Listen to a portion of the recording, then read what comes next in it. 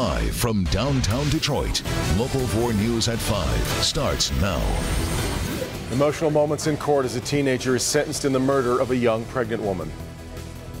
For the first time, as President Donald Trump is coming to Metro Detroit, as we get new numbers on how many people would lose their health insurance under his promised repeal of Obamacare. And it's a problem many couples wish would just go away, but ignoring snoring can lead to bigger trouble. Tonight, what's worth spending money on and what is not. All coming up on Local 4 News at 5, but we'll kick things off this afternoon with the snow that just won't quite stop. Oh, Ben is here with the very latest on our winter weather advisory. So how much longer is this going to last, Ben?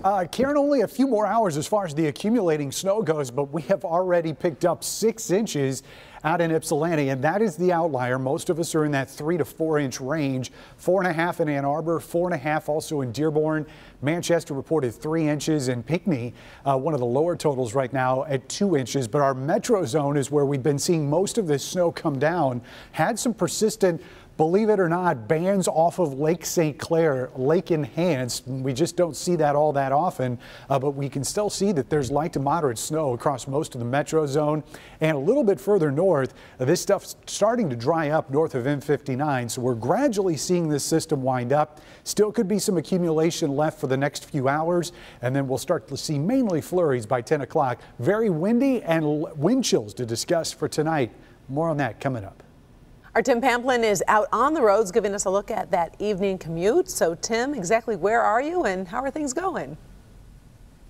This is northbound Southfield Freeway, just past the Ford Weld headquarters there in Dearborn. You can see the roads are a mess. Traffic is just crawling along here. This is the story of this evening's commute across our region. As Ben says, snow expected to stop about 8 o'clock tonight, but the damage is clearly done. I have seen a few salt trucks. I was heading up the lodge and then came down the Southfield, now looping back up. I've seen some Wayne County, some Oakland County salt trucks. So they're out, they're doing the best they can to keep up. But clearly when all the commuters hit the roads, we have this gridlock. And again, with Ben saying 8 o'clock for this snow to finish, it's going to be a long, sloshy and slippery commute home. Good luck, everybody.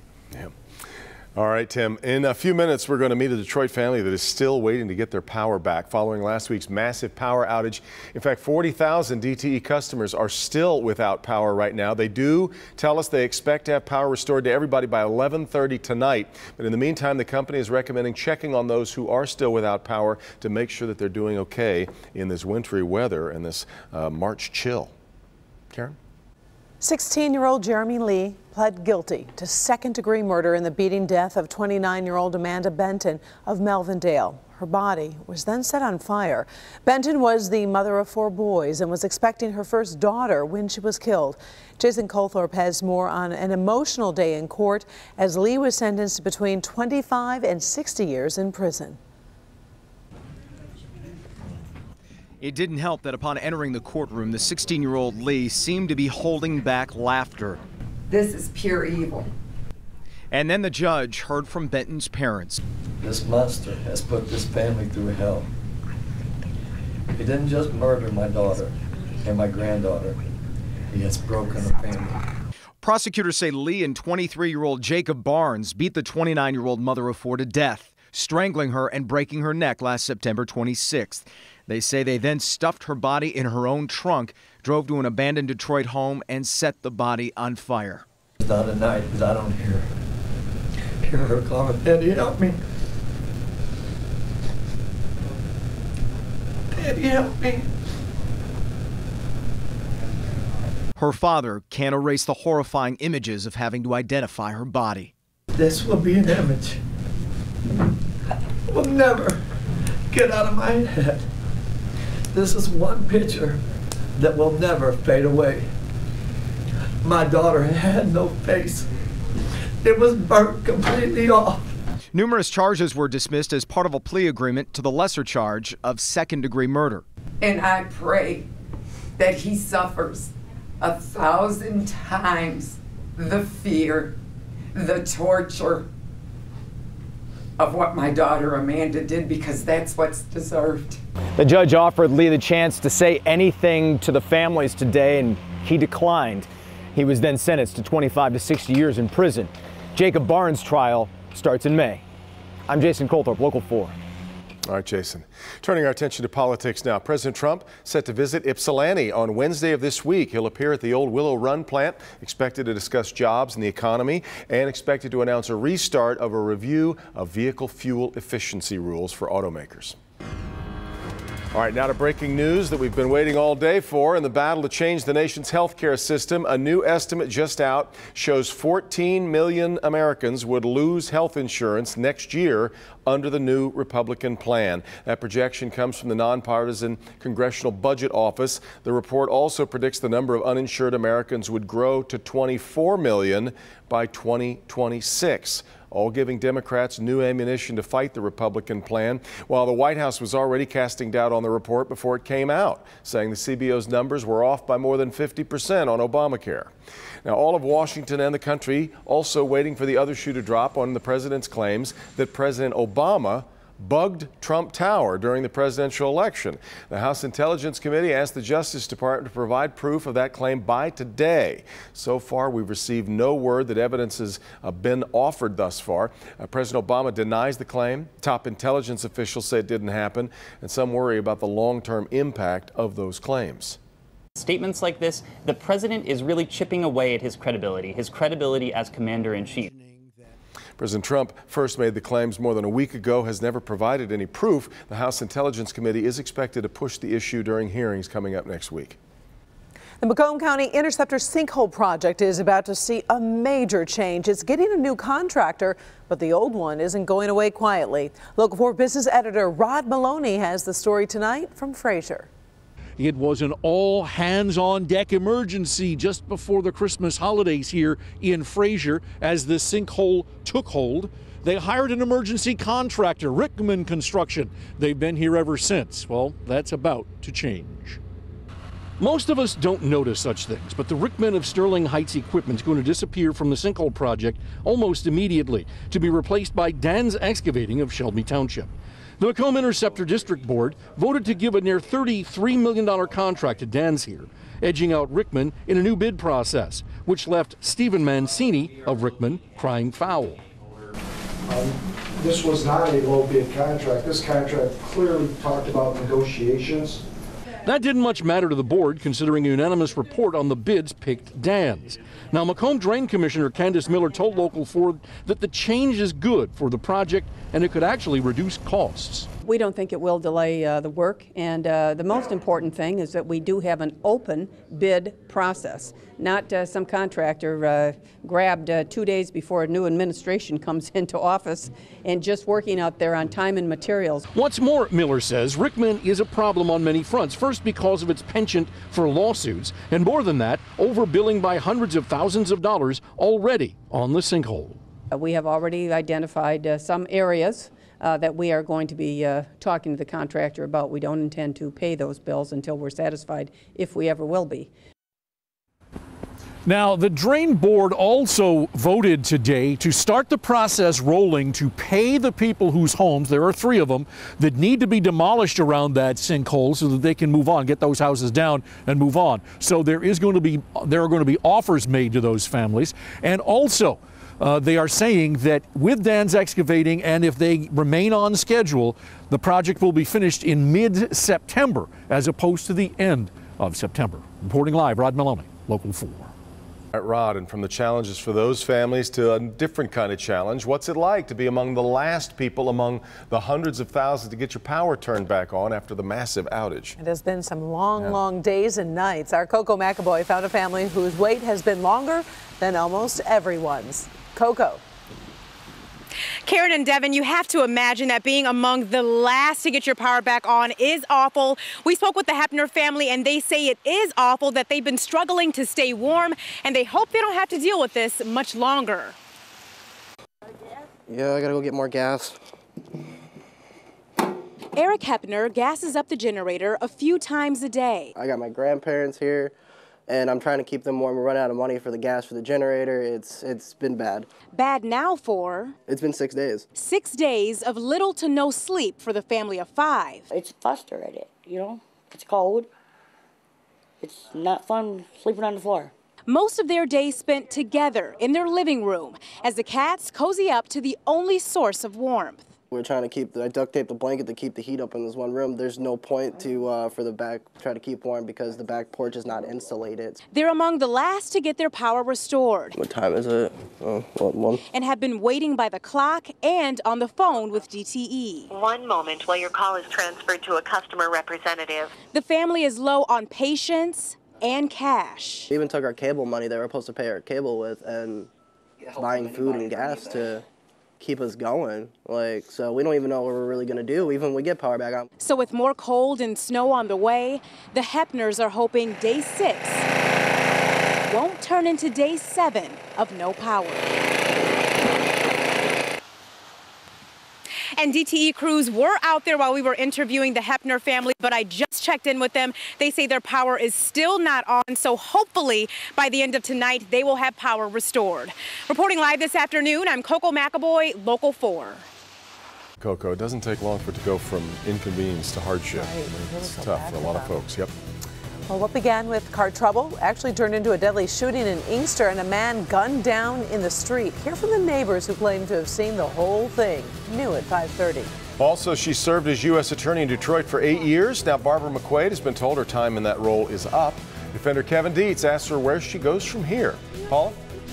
Hey, guys, you better get your calls in now. We finally have 2 free phones. Hasn't happened since 3:55.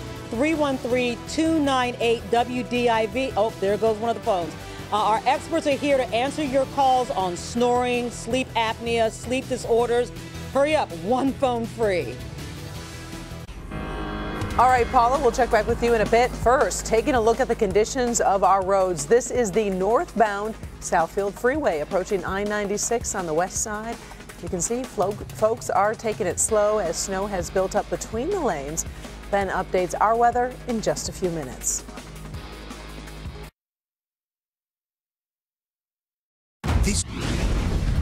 New at 6. New at 6, tense moments. Police and a fugitive barreled north up 275. We're getting our first look at the dash cam video of that intense chase and learn why police were in pursuit. Rod. It is almost impossible to imagine going to the mailbox and getting a letter from somebody telling you your house had to go. And I mean go as in completely disappear. And you're on the hook for the bill. That's coming up at 6. All right, Rod. All day long here on Local 4, our Paula Tutman has been addressing the issue a lot of people would rather not talk about and would certainly rather not have, and that's snoring. At 4 o'clock, she showed us how snoring can affect relationships and our health. Now she's back with a look at some of the popular solutions, and some can really help, Paula, but some actually can make the problem worse. Yeah, they really can, and there's so much out there. The internet makes things very, very easy, but very, very hard. I've been listening in on our experts who've been answering calls really since 3:55 this afternoon, and they're getting lots of calls about products. What kind of products actually work? So we take a look at that. Hey, this is Jimmy from Zeepa. So, Jimmy, what's really up with that Zeepa and those obnoxious commercials? Well, we asked Dr. Richard Klein, a dentist and device specialist at the Michigan Head and Neck Institute in Warren. What this device does is it puts an elastic over your tongue to hold it so it doesn't fall backwards. The problem with this is it could control snoring, but it might not control your sleep apnea. Keep in mind, some devices help minimize snoring, but very few actually eliminate sleep apnea. So when looking for a product, read it carefully. Just because you snore doesn't mean you have sleep apnea. But our Dr. McGee says take all snoring seriously. Snoring should never be ignored because it interrupts your sleep on a constant basis. Those sleep interruptions can cause high blood pressure, cause daytime drowsiness, headaches, and all kinds of other downstream problems. For years, the CPAP has been the gold standard for sleep apnea and snoring. And what this machine does, when the person is wearing it, it blows air into the person's mouth. It's costly, but insurance usually offsets the cost once you've been diagnosed by a physician with sleep apnea. Dr. Klein also makes a custom oral apparatus that handles snoring and sleep apnea. For mild apnea and snoring, $6 nasal strips work. That works really well for about 5% of the people. But they're only a good buy for minor snoring and minor apnea. We also found a chin strap online for $19.99. So what this is doing is it's keeping your mouth closed so you breathe through your nose. You're supposed to breathe through your nose, that's nice. But if you're collapsing back here for apnea, then this is making it worse.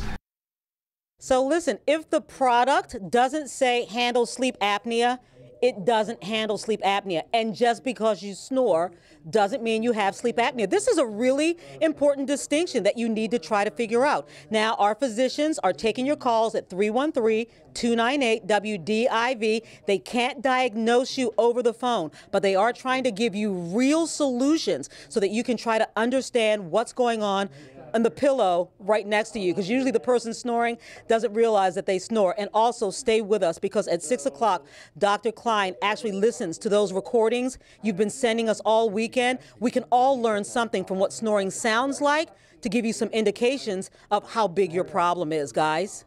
In fact, I'm going to be curious, Paula, to see whether we've been getting more calls from snorers or people who live with snorers. I think it's about equal, Devin. Usually it's the person who sleeps next to a snorer, because the snorer says, I don't snore, or, oh, I don't have any problem, I sleep just fine. And so the problem does come from the snore mate. Yeah, yeah. All right, Paula, much more to come. Snore mate. I didn't know there was one. Well, Ben is here with our winter weather alert, and we do have some things to deal with in the next couple of hours. Yes. There you go. But I'm less of an issue, I would think. Well, in fact, it's going to be far worse for people to the east of us. It's really about to turn nasty for them. We're measuring in inches here. They're talking feet, and we'll talk more about that at Local 4 News at 5:30. But I want to show you what's going on out there on 4 Live radar right now, which is just light snow. We're going on almost 12 hours that we've been seeing this stuff. So even though it hasn't been all that impressive, at least in certain locations, we've been generally seeing this consistent snowfall through the day. The wind has started to shift, though, so we're getting less of a component from the lakes. That's good news, meaning that it's going to start drying out here very quickly. And you can see the more we see those winds shift up to the northwest, the more that we'll see less and less of that snow overnight. Now, as it does start to get a little bit closer to Lake Huron tomorrow, more bands are going to be coming in this direction. That's mainly going to be an issue for our north zone, although some of those could start reaching into the metro zone. Very difficult to see where exactly these are going to set up, but there could be some moderate snowfall, maybe upwards of an inch or plus in some of those bands where they set up tomorrow. But nevertheless, we still have a winter weather advisory in effect until 11 p.m. tonight, and this is for areas from M59 right down to the state line. Temperatures outside right now are in the low 20s, but it's not the temperatures, it's the wind chills that'll grab your attention tonight, because we're expecting 10 to 20 mile-an-hour winds that are going to make it feel like single digits in many locations. Just barely double digits here in the metro zone, 11 in Southfield, 12 in the city of Detroit. South zone wind chills tonight, looking at anywhere between 8 in Onstead and 12 in Luna Pier. Noticeably cooler here in our west zone, almost all single digits except for Ann Arbor and Canton, coming in at 10 and 11. And also pretty chilly up here in our north zone. And remember, you're the ones that are going to get the additional snow tomorrow from those bands setting up off of Lake Huron. 23 will be our high temperature tomorrow, so we're really not moving much of anywhere between that 17 tonight and the 23 we're expecting tomorrow. There will be snow showers, but again, most of these are going to be very narrow bands that come off of the lake, and much of that is going to be in our north zone tomorrow. So tonight we expect that snow to start wrapping up probably before 8 o'clock is when that accumulation will stop, even though there will be still some snow showers that are going to last right through the evening hours. Morning lows at 17, and if you want average temperatures, those start showing up as we get into Friday. St. Patty's Day brings us back to the 40s, and we will stay there through next week, but we could be seeing some more snow. Stop it. Oh my goodness. We'll get to that at 5:30, but bad news can spring wait. Starts. Right on it, I know. All right, thanks, Ben. Still ahead, M&M's new clothing line has arrived in just one store, where you can get it in Detroit starting today. Plus, if you still haven't done your taxes, you're not alone. In fact, you may have more company than you think. That story's next. And Help Me Hang tonight, if you are procrastinating about filing your 2016 tax return, you're not alone. Officials with the U.S. Internal Revenue Service say the number of people filing their returns is down by 8.5% this year. The IRS says it has gotten 5.7 million fewer returns compared to this time last year. By the way, April 18th is the deadline.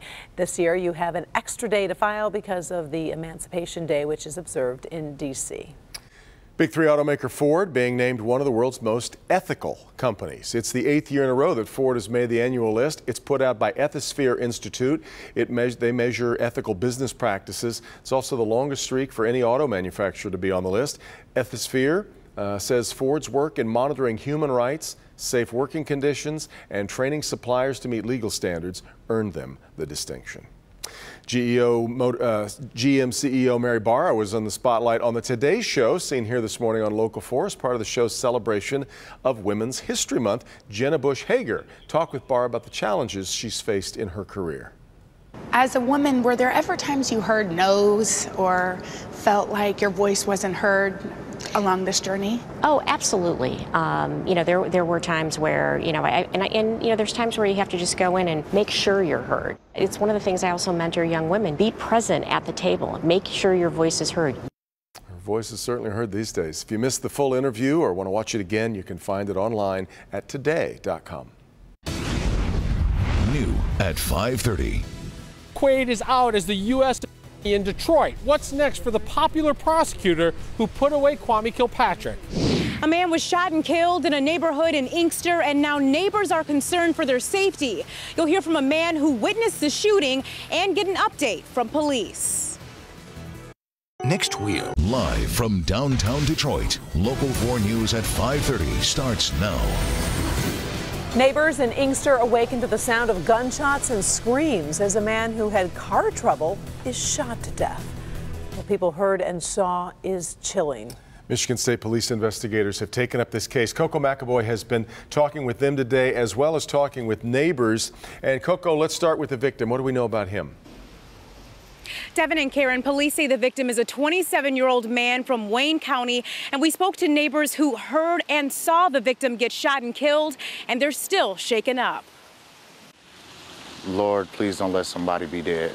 That was the only thought Ahmed Leggins and his wife Asia Abdullah had after hearing multiple shots and screams early this morning. Like, I think I've probably had maybe about an hour of rest. Just the mother's screams, just, you know, it's just something that's kind of hard to shake. The couple lives a few houses down from where the deadly shooting took place on Oakland and John Daly. Police say the victim, a 27-year-old man, was riding around with friends when his car broke down from a bad transmission. Another neighbor, who didn't want to be identified, witnessed what happened from there. My little cousin, he was so happy to be right behind him, and he told them, they asked him, can he help him? He helped him. Then a suspect approached them, fired multiple shots, and ran. When we hit the corner, it was pop, pop, pop. You see little sparks from the gun, and people running. Now neighbors in the area are hoping the suspect gets caught.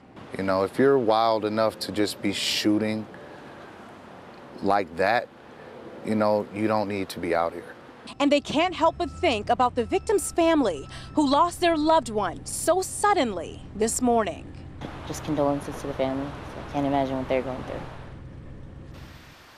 Just devastating. So if anyone knows anything, they heard anything, they saw anything that happened last night when that man was shot and killed, you are asked to call the Michigan State Police Department. Reporting live this afternoon, I'm Coco McAvoy, Local 4, back to you. Well, Coco, what do police have to go on so far? Any clues? So right now, police aren't saying much about their investigation. However, from speaking with many neighbors in the area, I've learned that they've interviewed a lot of those neighbors, asking them what they heard, what they saw that night. Also asking if they can take a look at their surveillance cameras to see if they can capture anything, maybe see the suspect running away. Yeah. All right, Coco. Karen? Well, imagine this, knowing that after a set number of years, you'd probably be asked to leave your job, no matter how well you've done at it. That's the situation facing U.S. Attorney Barbara McQuade right now, after 8 years of service here in Detroit. She spoke with our Kevin Dietz today, and Kevin, she resigned at the request of the Trump administration. Does she feel she's being treated fairly? Well, she's not thrilled by the speed of it all. You know, she just found out on Friday that she was going to be asked to resign. Then today she found out as of 5 o'clock she was being locked out of her computer. She was hoping to be around a little bit to help with the transition, but she says none of this will tarnish all of the good work she's done and all of the good people she's worked with. How you feel? Go back. Any reaction at all? From taking down Kwame Kilpatrick and dozens of his sidekicks in a pay-for-play scandal. Mr. Kilpatrick, your reaction today to those not guilties and not... to convicting the underwear bomber who tried to blow up an airplane full of passengers in a failed terror attack. Barb McQuaid says it's been a joy and an honor to be the first ever female U.S. attorney in the Eastern District of Michigan. I'm incredibly grateful to President Obama for the opportunity to serve here. It was a real honor to serve. She knew that a new Republican president would lead to her looking for a new job, as it has for so many of her predecessors. But she has not been looking forward to the end of what she calls a dream job that she absolutely loves. I hope that our legacy is, the people that we've hired. We've hired some really tremendous people, worked really hard to hire people who are talented from a diverse background. Appointed in 2010, McQuaid led the charge against thousands of criminals and companies who failed to follow federal laws. She was popular in the office and in public circles. While she is sad to be leaving, she's excited for a chance to spend some quality time with her husband and 4 children. And don't be surprised if you hear her name again real soon. I do have a plan, and I'll be announcing in a few days about what I'm going to be doing next, and look forward to just continuing serving the public. And Barb McQuaid says her departure will have no impact on current cases or investigations. Daniel Lemish, who's currently number 2, is moving up to the top spot where he'll stay until a permanent replacement is named, probably in about 6 months or so. Kevin Dietz, Defenders. Kevin, what are those closest to McQuaid saying about her future? Well, they'd love to see her run for public office, either as a U.S. attorney or even governor of the state of Michigan. She will get plenty of offers in private practice, but most people say they think she'll continue to serve the public. She's definitely made her mark, that's for sure. All right, thank you, Kevin. The big story of the day, they're swirling all around and behind. Oh my goodness, those snowflakes. It was kind of we knew it was coming, but it still seems like a shock to our system, right? Apparently March is going to be what February wasn't. Yeah, we just got them backwards. That's all it was. But for those drivers out there today, I mean, man, this could have been November 1st, the way folks were handling the commutes. But you can tell just from the last hour, the snow is starting to lighten up just ever so slightly, if at all. We're still going to see at least some accumulation through about 7 or 8 o'clock tonight. That comes to an end, and you can see what happens to the low that's affecting us, transfers its energy to this low that's sitting off the coast. And man, what a headache for the Northeast. Boston, New York, even on up into parts of the New England area. Between now and Wednesday at 10 o'clock, watch these snow totals. The purple shade here is 12 plus. That's the first purple. Then you start getting into the 2 feet plus bullseyes for places in upstate New York and Pennsylvania. Just an incredible amount of snow, but they are going to see it fall off very quickly between there and the coast. Could be seeing 65 to 70 mile an hour winds to go with this. Blizzard watches are up, and it's just going to be a mess in New England. We'll talk more about what's to come for us in the next 7 days in just a few minutes. All right, thank you, Ben. And taking a look at our roads, this is I-94 near Michigan Avenue. Conditions there look a little better than they did at the Southfield Freeway in 96. But obviously, everybody needs to take it slow out there. The snow has not stopped falling yet. Governor Snyder met with Ontario Premier Kathleen Wynne today. During their meeting, the two discussed the Great Lakes, auto trade, and, yes, the Gordie Howe Bridge. A major focus of the meeting was placed on environmental impact evaluations on the Great Lakes waterways. After the meeting, Snyder and Wynne released a joint statement saying each is determined to help the other create jobs and grow their economy. A local pizza chain is expanding in a unique way. Tormina's Pizza is making a commitment to set up shop in places that could really use a restaurant and could really use jobs. Apriya Mann has their story. He's worked as a social worker in Detroit for more than 30 years. Now Orion Watson has received more than a license to make pizzas. He's rebuilding the neighborhood he grew up in. We got you. What are we making here, Lou? Orion and Sherelle Watson are the proud owners of Tormina's Pizza in Detroit's Denby neighborhood. But there's more than meets the eye. It's making a difference in not just my lives, but the lives of many people here in this community. Watson is a behavior coach with Detroit Public Schools and is a volunteer with Life Remodeled. The not-for-profit group invests in Detroit neighborhoods, cleaning up hundreds of city blocks and remodeling community buildings just like this. Everybody wants to know, what does a neighborhood look like after the project's complete? And this is what it looks like. It looks like real relationships that stick relationships that never otherwise would have existed that now are carrying on for decades. For the first time, Life Remodeled partnered with the popular Michigan pizza chain. Torminas awarded Watson a license and startup capital for the restaurant, valued at nearly $40,000. The schools and the cleaning up, that's great, but you also need to bring jobs to the area. We're also hoping that other people can follow the example and open their own businesses. People who live here say this is an important step toward rebuilding the city. I'm really thankful and I'm surprised and honored that they literally did. They took out their time, they counted up their heart to put this together for our community, so our community get better. Watson couldn't agree more. I keep saying it's just a blessing and a win-win. I'm just really excited. My family's extremely excited. And Watson says he's going to hire some of the students he's mentored in the past. Tormina says it will partner with Life Remodeled in all of its future projects. The next one is the 2017 Central Project. Big things coming very soon. Torminas says it will continue to partner. It says this is a great opportunity. Watson says he's excited to see what the future holds. Reporting live, I'm Priya Mann, Local 4. And that worked. We're now starving for pizza. That looked great. All right, Priya. The limited edition clothing line created by well-known Detroit names, Detroit-born rapper Eminem, and the clothing company Carhartt is now available for purchase. The two teamed up to create E13 Unlimited. Fans of the rapper can purchase gear from the limited edition line at the Detroit Carhartt store. It's on Cass Avenue on the campus of Wayne State. Really cool store if you haven't ever been in there. The store closes soon, 7 p.m. today, but today is just the first chance for you to buy the clothing line. Cool. Well, still ahead, who is having more fun than this guy? The dog whose carefree spirit in the heat of competition is capturing hearts all over the world. Get yourself up, dust yourself off.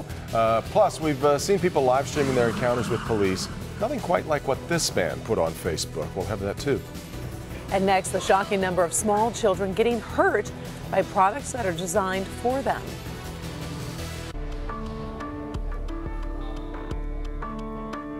And a reminder as we head to break, we've got experts standing by to take your calls about the problems of snoring, how to listen for signs of trouble, which solutions actually work, and more. You can give them a call at 313-298-WDIV. 313-298-WDIV. As you can see, all the lines are full, but keep trying. We'll be right back. Clues from News. New at 6. At 6 o'clock, smart service. Ford and Panasonic teaming up to make servicing your car as easy as the push of a button. How will it impact you? Paula? Hard to believe the phones haven't stopped ringing. 313-298-WDIV. That's our Don't Ignore the Snore phone bank. Our experts are here waiting for your phone calls about snoring, sleep apnea, sleep disorders. We're going to talk about reading snores, valuable hints of what you should be listening to find out whether or not your loved one is in big trouble. In good health, parents assume the products they buy for their children are safe, but a new report finds an increasing number of children are getting hurt while using items designed especially for them. As a mom of 2 little girls, Brittany Gowdy knows accidents can happen fast. I was pushing the stroller in a store and it actually came unlocked and the baby carrier fell. Fortunately, Madeline was strapped in securely and was not seriously hurt. But a new study finds a growing number of young children injured while using baby products like carriers, strollers, and cribs. Researchers at Nationwide Children's Hospital looked at the number of kids across the country under age 3 who visited emergency room after such an injury. There's an average of 128 a day, or about 1 every 8 minutes. And the concerning thing is that these numbers are going up. Researchers attribute the increase to greater awareness of concussions. Most of the injuries were related to children falling, most often from baby carriers and cribs. Safety experts urge caregivers to make sure children are strapped in properly and to be aware that some products may have a design flaw. That's exactly what happened in Brittany's case. At the time, of course, was like beating myself up and assuming that I didn't latch it in correctly, and come to find out, I just in the past week received a recall. Experts say up to 80% of children's products remain in households after they are recalled. They say that's simply unacceptable. To help protect your children, follow the 4 R's. Research before buying, register the product, read the manual, and sign up for those recall alerts in case problems are found later.